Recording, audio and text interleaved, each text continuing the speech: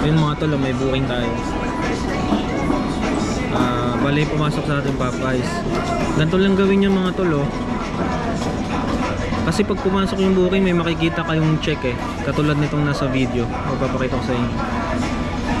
May makikita kayong check dyan. Tapos pag pipindutin nyo lang yun. Pag pindot nyo, lalabas to. Lalabas tong display na to. May arrive tsaka ano. Ngayon pupuntahan mo na yung merchant. May indoor map naman siya. Pipindutin mo siya kung gusto mong, kung di mo alam yung merchant mo na pupuntahan, pindutin mo lang tong indoor map.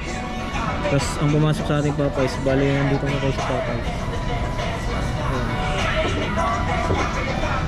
Pagkadating mo ng Popeyes sa merchant, kung anong merchant mo pumasok sa'yo, pindutin mo lang yung arrive.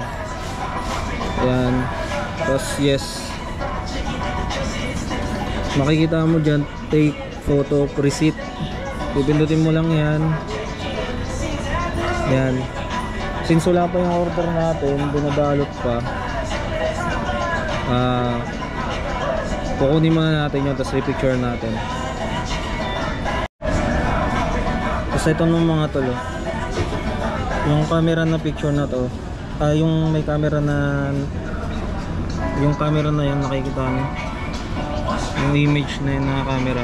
Pipindutin mo lang yan, tapos pipicturean mo, pipindutin mo yung okay. Sa akin yung okay ko kasi nasa baba eh, yung icon ng okay. Yung ibang cellphone na, yung nasa ibang cellphone, basta ganun lang naman yun, malalaman mo naman yun. Tapos save, tapos order is ready, yan. Tapos I've check mo muna mga tol. Habang binabalot mo minsan sa merchant, pwede mo naman siya i-check doon. Tapos I've check.